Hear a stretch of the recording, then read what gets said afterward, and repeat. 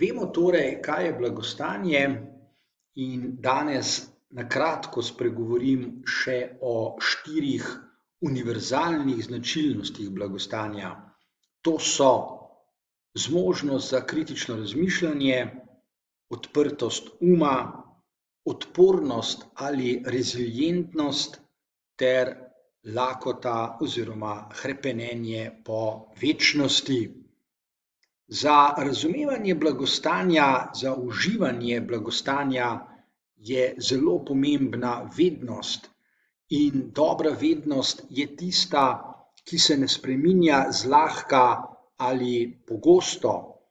Tako je od Sokrata, Platona in Aristotela do danes. Res, da sta dve univerzalni značilnosti človekovega blagostanja zmožnost za kritično razmišljanje in odprtost uma. Človeško bitje se bo vselej nujno soočalo z novimi problemi in življenjskimi izzivi. Problemi so zato dobri in koristni, če se jih znamo lotiti na ustrezne načine. Vodijo namreč k novim odkritjem, k novi vednosti, k novim možnostim za ustvarjanje tega, kar imamo lahko ljudje med seboj.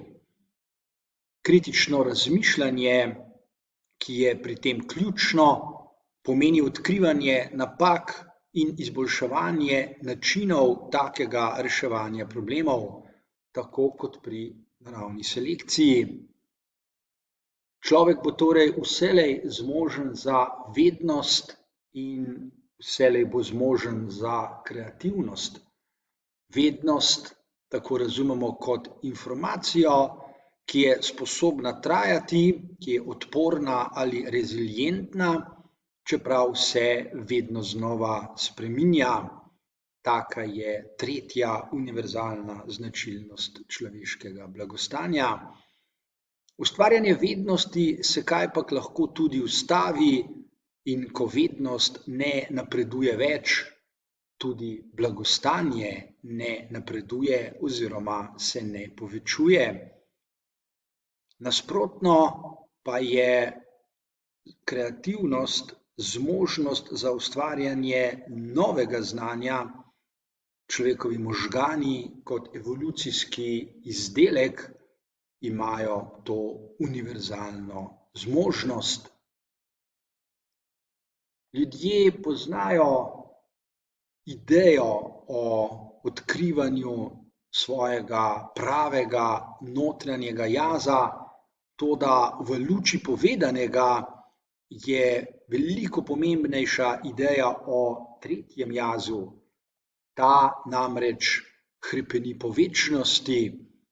To je četrta univerzalna značilnost človekovega blagostanja. Ne iščite torej svojega pravega notranjega jaza, temveč bodite odprti do večnosti. Na koncu zato v branje priporočam tole izvrstno knjigo.